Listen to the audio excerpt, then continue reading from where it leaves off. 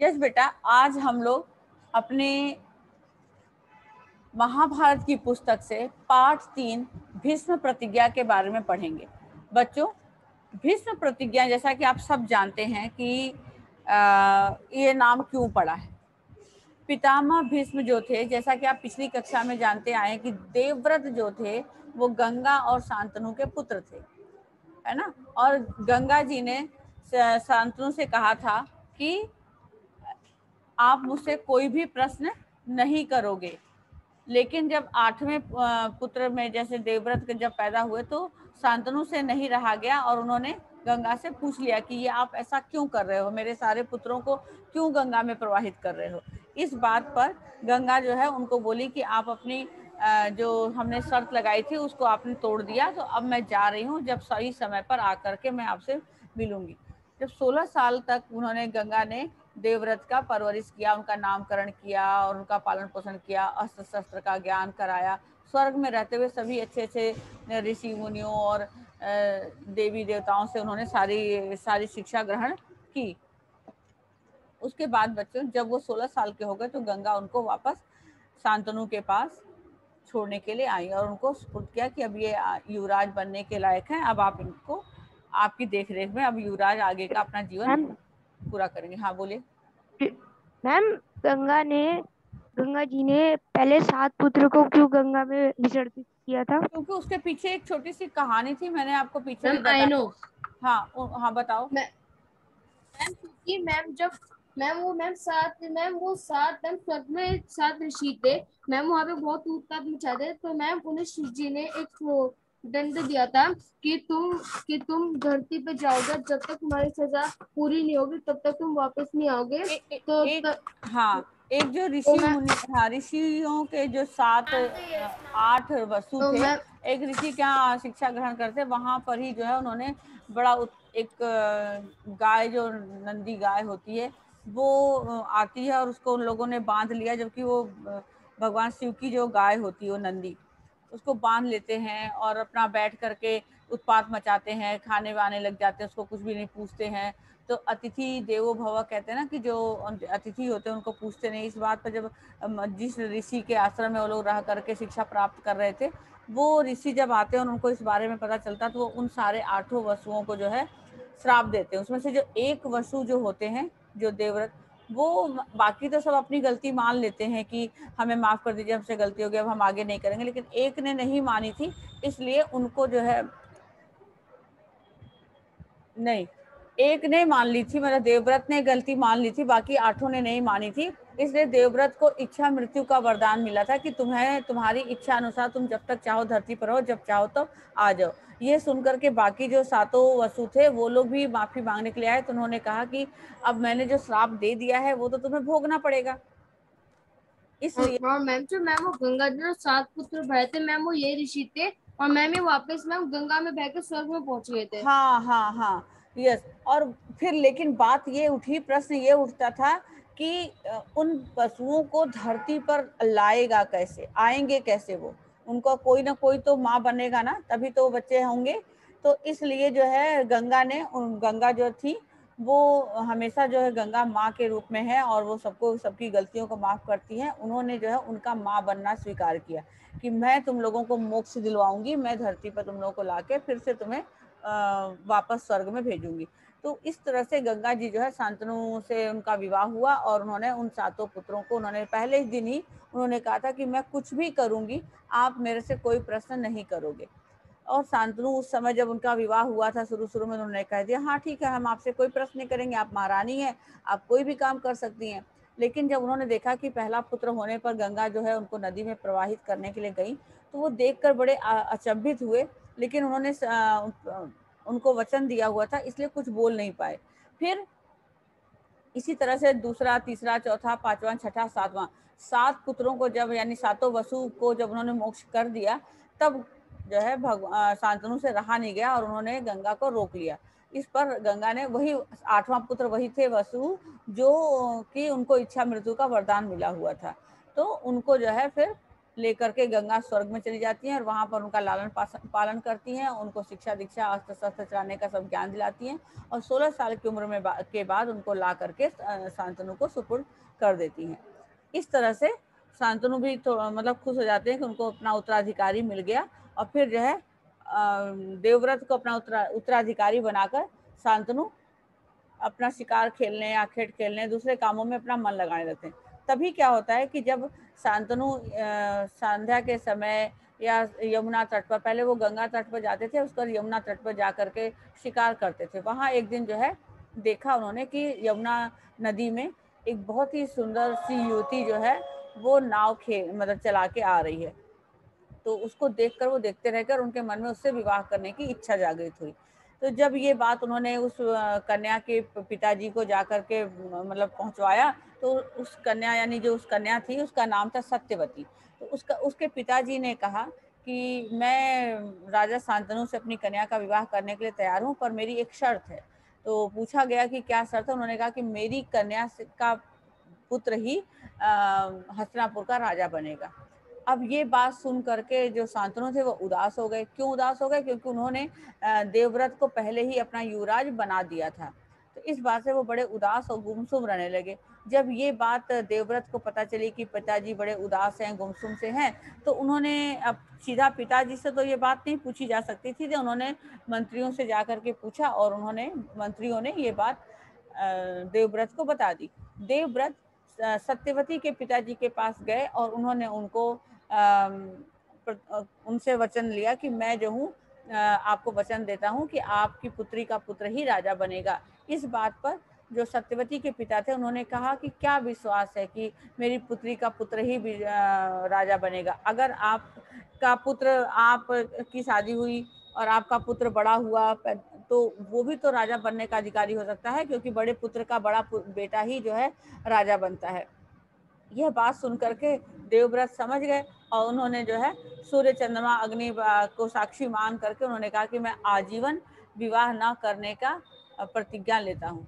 तो उनके जो इस तरह का जो उन्होंने आजीवन प्रतिज्ञा ली कि मैं सूर्य चंद्रमा अग्नि को साक्षी मान करके आजीवन विवाह न करने की प्रतिज्ञा लेता हूँ और ये बोलता हूँ कि मैं आजीवन हस्तिनापुर के सिंहासन का रक्षा करूंगा। मतलब जो भी उस पर राजा होगा वो, मतलब आपके बेटी का पुत्र होगा, उसका पुत्र होगा, उसका पुत्र होगा, यानी जब तक मैं जिंदा रहूंगा तब तक मैं उस सिंहासन का देखरेख करूंगा।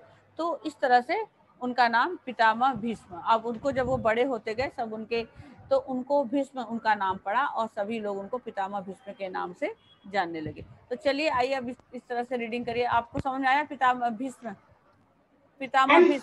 भीष्म प्रतिज्ञा के विषय में आपको पता चल गया कि क्यों पड़ा भीष्म प्रतिज्ञा नाम? भीष्म प्रतिज्ञा। Yes ma'am. यस, चलिए रीडिंग करिए, स्टार्ट करिए रीडिंग। मैम यस भव्य बोलिए, बेटा भव्य बोलिए। मैम आपने बताया कि भीष्म पितामह वो राज सिंहासन की रक्षा करते हैं, तो मैम राज सिंहासन की रक्षा करने वाला तो राजा ही होता है ना? राज सिंहासन पर जो राजा बैठा होगा उसकी तरफ से वो सारे देख रेख करेंगे ना बेटा। तभी तो उन्होंने कौरव और पांडव जो थे दो ग्रुप में, उन्होंने पांडवों को जानते थे कि ये अच्छे हैं, लेकिन राजा जब सिंहासन पर दुर्योधन बना था, दुर्योधन जो है कौरव का जो की तरफ से था, वो अन्याय कर रहा था पांडवों के ऊपर। ये जानते हुए भी वो कुछ नहीं बोल पा रहे थे, क्योंकि उन्होंने प्रतिज्ञा ली थी कि मैं सिंहासन की तरफ से ही रहूंगा, जो हस्तिनापुर का सिंहासन पर राजा बनेगा उसी की बात को मैं मानूंगा, है ना। इसलिए जो है वो, हाँ मैम एक चीज और हाँ पूछो। मैम एक चीज और पूछी थी मैम धृतराष्ट्र तो था, वो तो पांडु का बड़ा भाई था, तो वो क्यों नहीं बैठा सिंहासन पे?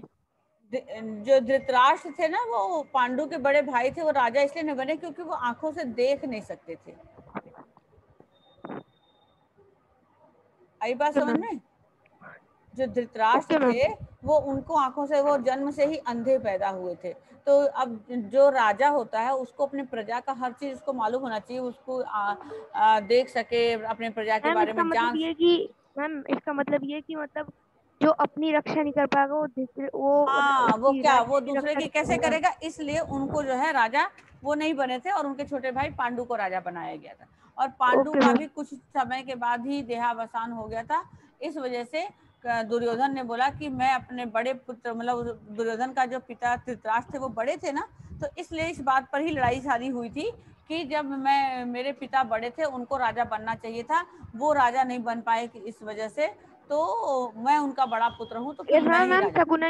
मैम शकुनी मामा ने लड़ाई के लिए हाँ सारी हाँ हाँ। और शकुनी ने जो है कसम खाई थी, क्योंकि जब खाई थी कि तब तक मेरी बहन के पुत्र राज सिंहासन तब तक बैठ नहीं जाता, तब तक मैं जाऊंगा नहीं अपने नहीं घर। जाऊंगा। Yes yes yes. गांधारी जो धृतराष्ट्र की पत्नी थी, उनका विवाह जब धृतराष्ट्र से हुआ, उनको पता नहीं था कि मेरे पति जो हैं जिनसे मेरा विवाह हो रहा है वो आंखों से देख नहीं सकते, लेकिन जब विवाह के समय उनका पता चला तो उन्होंने भी अपने आंखों पर पट्टी बांध ली थी कि आंखों पे जब मेरे, पट्टी बांध दी थी हाँ, मैम। कि जब मेरे पति नहीं देख सकते दुनिया तो मैं भी नहीं देखूंगी। और इस तरह से, और इस बात से उनके भाई शकुनी को बहुत कष्ट हुआ मैम था, और उन्होंने कहा कि कसम। मैम मैम महाभारत में क्या कभी वो धृतराज की पत्नी ने कभी अपनी पट्टी खोली थी? हाँ, एक बार खोले थे, जब सारा मैम युद्ध एक बार समाप्त खोलती हो गया था, मैं। आखिरी जब सारा कौरव पांडवों का युद्ध समाप्त हो गया था, और मैम तब कृष्णा जी को श्राप देने के लिए खोली थी। हाँ यस यस यस, तो मैं कृष्णा जी दुर्योधन को को श्राप वरदान देने के देने लिए के नहीं लिए। खोला था, दुर्योधन को उन्होंने पत्थर भीष्म बनाने को, के सुनो लिए। मेरी बात सुनो, उन्होंने कृष्णा जी को श्राप देने के लिए, उन्होंने पितामह भीष्म, जब उनको पता लगा कि भीष्म ने मेरे सारे पुत्रों को मार दिया, तो उनको बहुत क्रोध आया, और उन्होंने भीष्म को कहा कि मैम उन्होंने तुम मैम मेरे सामने दुर्योधन को इस पत्थर तरह बनाने का बिना वरदान वस्त्र दिया के, था। हाँ, बिना वस्त्र के मेरे सामने आना, क्योंकि दुर्योधन को बोला था कि मेरे सामने आना, क्योंकि वो दुर्योधन को जब अपनी आंखों से देख लेंगी तो दुर्योधन का जो पूरा शरीर है वो लोहे के समान हो जाएगा, यानी वो मैम किसी बस को भी मैम मार। एक पार्ट पे वो कपड़ा पहन हाँ, के आ गए थे मैम पत्तों का। तो उस जब ये बात कृष्ण को पता चली, तो कृष्ण को लगा कि अरे ये तो अगर ऐसा हो गया तब तो ये जो भीष्म को हरा देगा, मतलब दुर्योधन पूरा उसका शरीर ही पत्थर का, लोहे का हो जाएगा, तब तो ये गदा युद्ध में मारा नहीं जा सकता है। इसलिए उन्होंने जाकर भीष्म, दुर्योधन को जाके बोला कि अरे तुम क्या कर रहे हो, इतने बड़े होकर के अपने माता जी के सामने बिना वस्त्र के जाओगे। तब उसने जो है उनकी बातों में आकर के उसने पत्तों से अपना एक वस्त्र पहन लिया था अपने कमर के साथ। तो उसके बाद जब वो गांधारी ने अपनी पट्टी खोली, तो उसने उसकी पूरी बॉडी को जब देखा, तो उसमें वहां उतने हिस्से में जहां पत्ते थे वो हिस्सा उसका बच गया, बाकी सारा शरीर उसका लोहे का हो गया। इसीलिए आपने याद किया कि जब आपका महाभारत का युद्ध हुआ था और भीष्म और दुर्योधन का गदा युद्ध हुआ था, तो उसमें कृष्ण ने भीष्म को इशारे में बोला था मैम कि जांघों पे मारने के जांघों लिए पर बोला था। मारने के लिए कहा था कि यहीं से ही उसकी मृत्यु होगी, बाकी तो उसके शरीर पर किसी भी तरह का वार करने से उसको कोई फर्क नहीं पड़ेगा। तो इसलिए जांघ पर, और जबकि बलराम के ये दोनों शिष्य थे ना गदा चला युद्ध के, गदा का जो शिक्षा था वो बलराम ने, कृष्ण के बड़े भाई बलराम ने दिया था। तो बलराम को जब ये पता चला कि गदा युद्ध में जो है कमर पे के नीचे के पर गदा से वार नहीं करते हैं, और जब जांघों पर मारा गया तो उन्होंने उसको मना भी किया था, लेकिन कृष्ण ने उनको समझा बुझा के उनको तीर्थ के लिए भेज दिया था। तो ये इसका कारण था। यस, चलिए आगे रीडिंग करिए, मैम बोलिए। मैम मेरी वर्ड शर्मा। हाँ, वंश बोलो बेटा, वंश बोलो। Yes ma'am. Okay ma'am. Chapter part 3 Bhishma प्रतिज्ञा।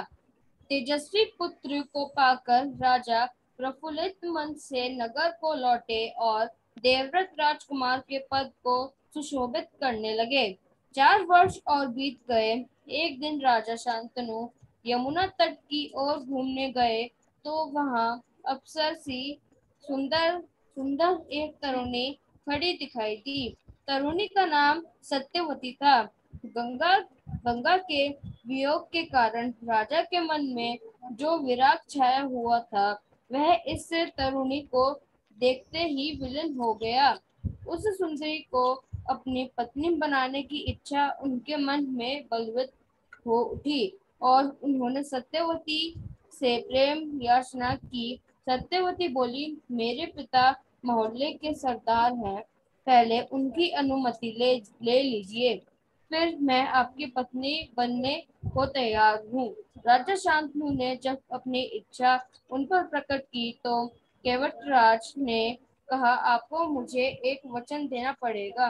राजा ने कहा, जो मांगोगे दूंगा, यदि वह मेरे लिए अनुचित ना हो। केवटराज बोले, आपके बाद हस्तिनापुर के राजा सिंहासन पर मेरी लड़की का पुत्र बैठेगा। केवटराज की शर्त राजा शांतनु को नागवार लगी। गंगा सूत्र को छोड़कर अन्य किसी को राजगृह पर बैठने की कल्पना तक उनसे न हो सकी। निराश और उद्विग्न मन से वह नगर की ओर लौट गए। अब देखो 1 मिनट देखो। तेजस्वी पुत्र मतलब जब गंगा ने देवव्रत को उनको लौटाया था, तो तेजस्वी पुत्र पाकर राजा जो है बहुत प्रफुल्लित मन से मतलब खुशी खुशी अपने नगर को लौटाए और देवव्रत को राजकुमार के पद पर सुशोभित करने की लगे। 4 वर्ष इस तरह से उनको राजकुमार बनाने के बाद 4 साल बीत गए। एक दिन राजा शांतनु यमुना तट की ओर घूमने गए तो वहां पर एक अप्सरा सी सुंदर तरुणी खड़ी दिखाई दी उनको। उस तरुणी का जो नाम था, तरुणी मतलब युवती का नाम था सत्यवती। गंगा के वियोग के कारण राजा के मन में जो वियोग छाया हुआ था वो इस तरुणी को देखते ही विलीन हो गया। मतलब पत्नी के मृत्यु मतलब गंगा के जाने के बाद, उनकी पत्नी थी गंगा, उनके जाने के बाद उनके मन में थोड़ा दुख था कि मेरी पत्नी अब नहीं रही है और बच्चे सारे 7 मर गए। अब एक देवव्रत को उन्होंने अपना मतलब युवराज बना दिया, तो वो बहुत दुखी रहते थे। वो दुख जो है इस युवती यानी सत्यवती को देखकर उनका दूर हो गया। वो उस सुंदरी यानी उस सत्यवती को अपनी पत्नी बनाने की इच्छा उनके मन में हो गई कि अब मैं इससे विवाह करके इसको अपनी पत्नी बनाऊंगा। उन्होंने सत्यवती से प्रेम याचना की। सत्यवती बोली ठीक है, मेरे पिता मल्हारों के सरदार हैं। मल्हार मतलब जो नाव चलाते ना, केवट है ना, उन्हीं के सरदार हैं, यानी कि उनकी जानकारी में सारे मल्हार काम करते हैं। तो उन्होंने कहा कि उनके सरदार हैं, पहले आप मेरे पिताजी से अनुमति ले लीजिए मुझसे विवाह करने के लिए, फिर मैं आपकी पत्नी बनने के लिए तैयार हूँ। राजा शांतनु ने जब अपनी इच्छा उन पर प्रकट की, यानी कि उसके पिता के सामने जाकर के जब अपनी इच्छा प्रकट की, तो केवट राज ने कहा कि आपको मुझे एक वचन देना पड़ेगा। राजा ने कहा जो मांगोगे दूंगा, क्योंकि वो तो जानते थे मैं राजा हूँ, ये कुछ भी कहेंगे तो मैं दे दूंगा, यदि वह मेरे लिए अनुचित ना हो, यानी कि अगर मेरे लिए गलत नहीं होगा तो मैं आपको दूंगा। केवट राज बोले आपके बाद हस्तिनापुर के राज सिंहासन पर मेरी लड़की का पुत्र ही बैठेगा, इस बात का आप मुझे वचन दे सकते हैं? पूछा। अब उसकी बात सुनकर, केवटराज की बात सुनकर, शर्त सुनकर राजा शांतनु को नागवार लगी कि नहीं, ये कैसे हो सकता है, मेरा बड़ा पुत्र देवव्रत है और उसको मैंने जब अपना राजकुमार बना दिया तब उसको हटा करके सत्यवती के पुत्र को राजा बनाना ये तो उचित नहीं होगा। इसलिए उसको ये बात सही नहीं लगी। उन्होंने गंगा के पुत्र मतलब गंगा सूत यानी गंगा के पुत्र को छोड़कर अन्य किसी को राजगद्दी पर बैठाने की कल्पना तक उनसे ना हो सकी। उन्होंने सोचा कि नहीं, गंगा का पुत्र यानी बड़ा देवव्रत है, उसके अलावा तो मैं किसी और को नहीं बिठा सकता। वो निराश और उद्विग्न मतलब दुखी मन से वो अपने नगर को लौट आए, किसी से कुछ भी नहीं कहे, और चिंता उनके मन को कीड़े की तरह कुतुर कुतुर खाने लगी, यानी कि धीरे धीरे इस बात को सोच सोच के वो दुखी रहने लगे। चलिए आगे। Ma'am I read Kavya. हाँ काव्या रीड करिए, काव्या रीड करिए। देवव्रत ने देखा कि उसके पिता के मन में कोई ना कोई व्यथा समाई हुई है। एक दिन उसने शांतनु से पूछा, पिताजी, संसार का कोई भी सुख ऐसा नहीं है जो आपको प्राप्त ना हो, फिर भी इधर कुछ दिनों से आप दुखित दिखाई दे रहे हैं, आपको किस बात की चिंता है? यद्यपि शांतनु ने गोलमोल बातें बताई, फिर भी कुशाग्र बुद्धि देवव्रत को बात समझते देर न लगी। उन्होंने राजा के सारथी से पूछताछ करके उस दिन केवट राज से यमुना नदी के किनारे जो कुछ बातें हुई थी उनका पता लगा लिया। पिताजी के मन की व्यथा जानकर देवव्रत सीधे केवट राज के पास गए और उनसे कहा कि वह उनकी पुत्री सत्य देवी का विवाह महाराज शांतनु से कर दें। केवट राज ने वही शर्त दोहराई जो उन्होंने शांतनु के सामने रखी थी। देवव्रत ने कहा, यदि तुम्हारी आपत्ति का कारण यही है तो मैं वचन देता हूं कि मैं राज्य का लोभ नहीं करूंगा। सत्य देवी का पुत्र ही मेरे पिता के बाद राजा बनेगा। केवटराज इससे संतुष्ट ना हुए। उन्होंने और दूर की सोची। बोले, आर्यपुत्र, इस बात का मुझे पूरा भरोसा है कि आप अपने वचन पर अटल रहेंगे, किंतु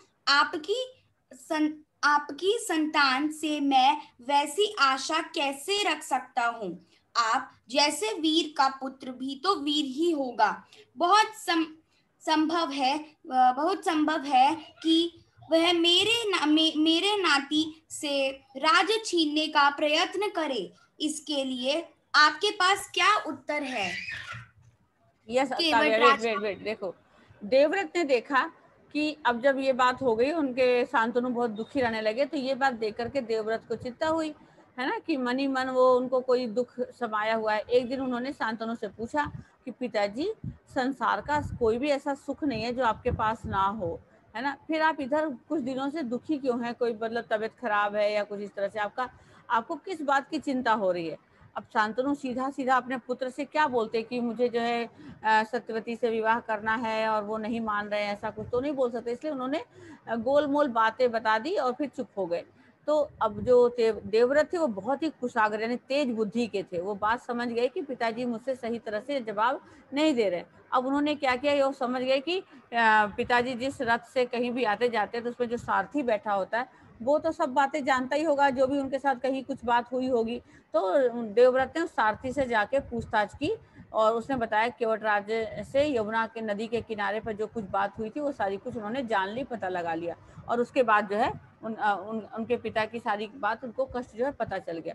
वो अपने पिता का दुख जान करके वो कहाँ पहुंचे, केवट के पास पहुंचे और उन्होंने कहा कि आप अपनी पुत्री सत्यवती का विवाह महाराजा शांतनु से करा दें। इस बात को सुनकर केवटराज ने फिर से वही शर्त दोहराई कि शांतनु के सामने जो रखी थी कि मेरी पुत्री का पुत्र ही राजा बनेगा। यदि तुम्हारी कोई आपत्ति का कारण है तो मैं उन्होंने देवव्रत ने कहा कि मैं आपको शर्त वो देता हूँ वचन कि आपकी पुत्री का पुत्र ही राजा बनेगा और मैं राजी नहीं करूंगा। सत्यवती का पुत्र ही मेरे पिता का राजा के बाद राजा बनेगा। केवटराज इस बात से संतुष्ट नहीं हुए। उन्होंने कहा कि आर्यपुत्र, इस बात का मुझे पूरा भरोसा है कि आप ऐसा करेंगे। आप वचन दे रहे हैं तो आप जरूर अपने वचन को पर अटल रहेंगे, किंतु आपकी संतान यानी आपका अगर कोई पुत्र हुआ और वो बड़ा हुआ तो मैं कैसे आशा रखूं कि आप जैसे वीर हैं तो आपका बेटा भी तो वीर होगा, है ना। तो फिर वो अगर मेरे नाती यानी मेरी बेटे से राज्य छीनना चाहा तो प्रयत्न किया, तो इसके लिए आपके पास क्या उत्तर है? यस बेटा, ओके। तो इसके आगे की रीडिंग वगैरह जो है हम अब नेक्स्ट क्लास में करेंगे।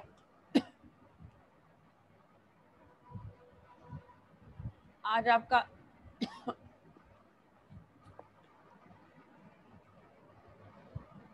क्लास ओवर हो गया, ठीक है। तो इतना आप लोग समझ लीजिएगा। और ये जो चित्र है आप शांतनु वाला परिवार का, वो आप अगर बना सकते हैं तो बना लीजिएगा, ठीक है बेटा। ये देखा आपने, ये जो है शांतनु की दो रानियां, गंगा से देवव्रत, सत्यवती से चित्रांगद और विचित्रवीर की दो रानियां, है ना। एक थी अंबिका, दूसरी थी अंबालिका। अंबिका से धृतराष्ट्र और कौरव दो पुत्र हुए और अंबालिका से पांडु और पांडव, ठीक है। जो सॉरी, अंबालिका से पांडु जो पांडव कहलाए और अंबिका से धृतराष्ट्र जो कौरव कहलाए। तो ये तालिका आप अपनी नोटबुक में बना लीजिएगा। एक्सक्यूज मी मैम, मैंने ये टेबल स्वयं बना ली। मैम ये टेबल आपने पहले भी बनवाई थी मैम नोटबुक में। Yes ma'am can I screen share? Yes बेटा।